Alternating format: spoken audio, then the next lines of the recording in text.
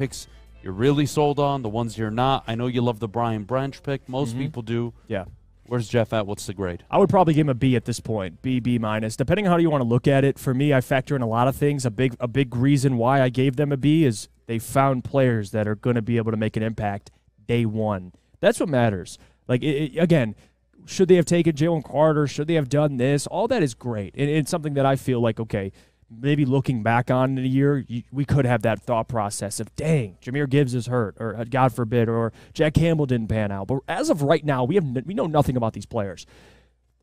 Based on they got guys that'll play, they improved positions that needed to improve, and they got guys that fell to them, especially Brian Branch and Hendon Hooker, that have great value. So if you're factoring guys that are some of the best of their position, Jahmyr, number 2 running back, some had him as the best. Jack Campbell, the best linebacker. Sam Laporta, he's one of the best tight ends in the draft. I mean, you had Brian Branch, the best safety. Hendon Hooker, a top 3, top 4 quarterback. Like, if you look at just value pick by pick, I think he did a fantastic job. So I think throughout the whole draft, I'd give him a B at this point. And then depending on how these players pan out, the grade could increase or could decrease. But right now, knowing nothing about how these guys are going to play, I'll give them a B based on what they did in the draft.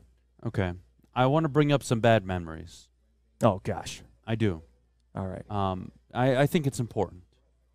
Do you guys remember when the Lions were 1-6, what the conversations we were having were?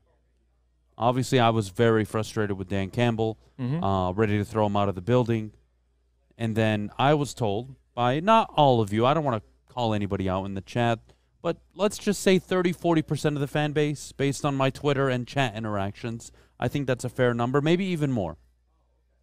A lot of you were saying, whoa, Brad Holmes hasn't done anything to equip this roster correctly. Look at the roster. Look what Dan's working with.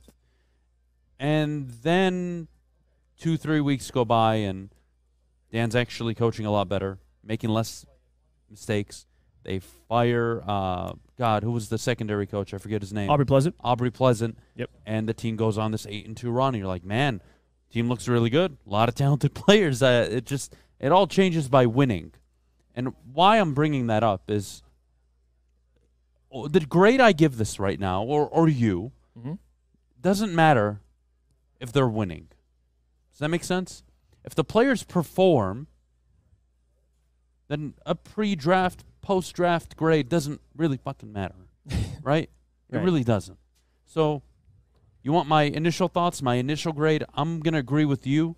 After day 2, I had it upwards of a B+. The Broderick Martin thing was interesting, a guy that doesn't get invited to the combine. They trade a 4th and a 5th to move up. It was odd, but they did it.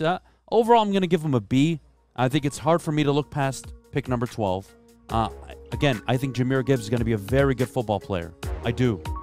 I think he's going to have high impact day 1.